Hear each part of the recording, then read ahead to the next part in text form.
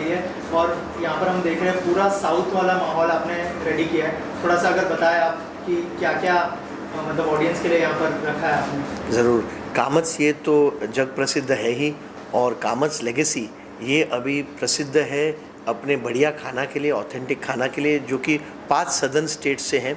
और माहौल भी तो बनाया है लेकिन खाना भी बहुत ही बढ़िया है। और जो हमारा पहला रेस्टोरेंट है उसमें ही इतने लोगों को बहुत अच्छा लगा कि अभी दूसरा, तीसरा, चौथा हम कर रहे हैं। आज नरीमन पॉइंट में जो दूसरा आउटलेट है उसका उद्घाटन करने जा रहे हैं।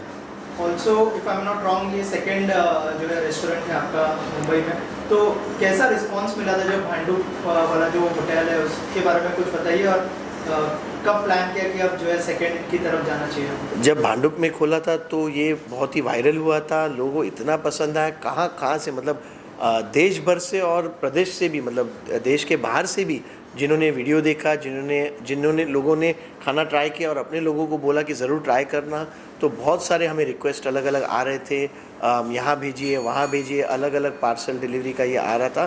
तो it was a different thing all together. और उसी के चलते हमने आज नरीमन पॉइंट, जो कि ओल्डेस्ट बिजनेस डिस्ट्रिक्ट है बॉम्बे का और शायद देश का, वहाँ पर भी शुरुआत की है। Also sir, only south Indian food यहाँ पर मिलेगा या फिर बहुत सारे क्यूजीन्स देखने मिलेगी, क्योंकि ये जो एरिया है यहाँ पर साउथ बॉम्बे से कहा जाता है और बहुत सारे लोग यहाँ पर रहते हैं अलग अलग, तो क्या अलग अलग क्यूजीन ही होगी या फिर सिर्फ साउथ फूड यहाँ पर मिलेगा? नहीं, यहाँ पर केवल और केवल जो 5 स्टेट है साउथ इंडियन फूड ही मिलेगा। हमारे पास और कोई भी क्यूजीन नहीं है। देखिए, आपको अगर किसी भी चीज़ में अव्वल रहना है तो आपको एक ही चीज़ करना है। आप रनर, स्विमर, जैवलिन थ्रोअर, सभी प्रतियोगिता में तो आप भाग ले नहीं सकते और जीत नहीं सकते हैं। आपको एक ही में चीज़ लेना है और उसी में मास्टरी करना है। और कामत्स पहले से ही साउथ इंडियन में वर्ल्ड फेमस है, तो हमने उसी चीज़ को और अच्छी की है कामत्स लेगेसी के साथ। ऑल्सो कस्टमर्स जो है 3 चीज़ें देखते हैं, फूड तो यहाँ का अच्छा है ही, लेकिन आपसे जानना चाहूँगा कि हाइजीन का कितना ध्यान रखा है और सर्विस के बारे में अगर कुछ बताएं कि सर्विस के ऊपर कितना ध्यान दिया गया है। हाइजीन तो ऑफकोर्स कामत्स आपने कहा तो हॉट, हेल्दी और हाइजीनिक फूड तो आता ही है, पर साथ ही यहाँ जैसे आप देख सकते हैं आज मैं पूरे थीम में हूँ। हमारी जो स्टाफ है, आप ये एकमात्र रेस्टोरेंट है जहाँ पर आप केले के पत्ते पे खाते हैं इन द ट्रेडिशनल स्टाइल। हम एनकरेज करते हैं कि जिस तरह से हमारी संस्कृति है कि आप हाथों से खाएं, उसी पे हम फोकस करते हैं। अलग अलग चीज़ें, हेल्दी बहुत आइटम्स हैं, जैसे रेड राइस पायसम यानी लाल चावल, जो कि नॉर्मली लोगों को लगता है खाली गाँव में मिलता है, वो यहाँ पर है। तो ऐसे बहुत अन्य चीज़ें जो आपको मिलेगा और लोगों को बहुत पसंद है ये चीज़ें।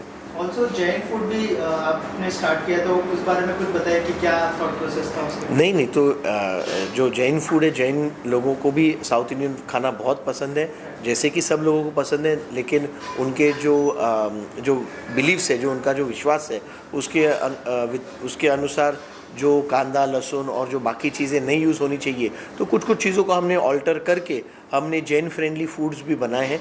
जैसे आलू भाजी मसाला डोसा के बजाय हमारा जो कच्चा केला है उसमें यूज़ होता है, या फिर अन्य ऐसी चीज़ें हैं जहाँ पर हमने उनका ख्याल रखा है। वैसे तो यहाँ पे बहुत सारे डिश होने वाली है, लेकिन आपकी फेवरेट डिश कौन सी है? मेरी फेवरेट डिश बेन्ने डोसा है। बेन्ने मतलब वाइट बटर, और ये बहुत ही यूनिक डोसा है जो कि वाइट बटर से पूरा बैटर बनाया जाता है और खाने के साथ भी आप वाइट बटर के साथ, यानी जो हम महाराष्ट्र में लोनी कहते हैं, उसके साथ आप खाते हैं।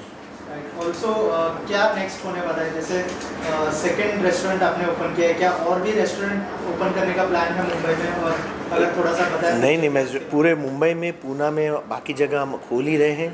पूरे मुंबई में हमारा टारगेट है, पूरे मुंबई रीजन में एटलीस्ट 7 से 10 आउटलेट रहेंगे, पूना में 4 से 5 आउटलेट रहेंगे, और ये जो ग्रोथ का पाथ है वो कंटिन्यू रहेगा। सर लास्टली क्या मैसेज होगा जो यहाँ पर खाना खाने बहुत जल्दी आने वाले हैं बहुत सारे कस्टमर्स, तो उनके लिए क्या मैसेज होगा आपकी तरफ से? उनके लिए मैसेज जो मैंने लास्ट टाइम भी कहा कि मस्त रहे, त्रस्त रहे और कामत्स लेगेसी खाते रहिए। के बारे में बताइए, होटल और हॉस्पिटैलिटी इंडस्ट्री को बढ़ावा देने के लिए गवर्नमेंट से आपकी क्या मांग है? देखिए, क्या है कि बहुत कम लोगों को पता है कि जो सर्विस इंडस्ट्री है, यानी होटल्स, रेस्टोरेंट, हॉस्पिटैलिटी, जो ट्रैवल एंड टूरिज़्म इंडस्ट्री है, ये भारत के और अन्य देशों के जीडीपी का तो बहुत बड़ा हिस्सा है, पर भारत के ही 10% एम्प्लॉयमेंट आज ये सेक्टर में काम करते हैं।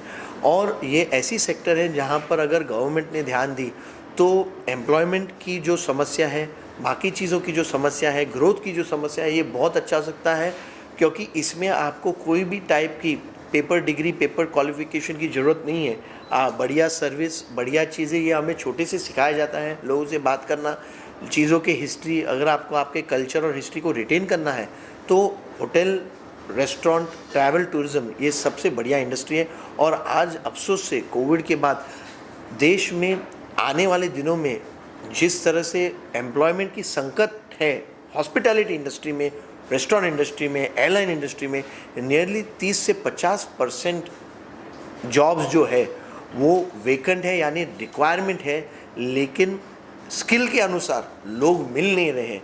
तो जो स्किल इंडिया वगैरह जो चीज़ें हैं, अगर उनको थोड़ा और फोकस किया जाए स्पेशली इस सेक्टर पे, तो लोगों के लिए और जो हमारे जो यूथ है और जो सीनियर भी है उनके लिए बहुत फ़ायदा हो सकता है। ये ऐसे सेक्टर है जहाँ पर एज की भी कोई लिमिट नहीं है। ऐसे नहीं है कि आपको 50 या 60 पे रिटायर होना है। बहुत सारे ऐसे डिपार्टमेंट है, अकाउंट्स हो गए, कैशियरिंग हो गए, बहुत सारे डिपार्टमेंट है जहाँ पर नॉन फिजिकल काम के साथ भी आप कंटिन्यू कर सकते हैं।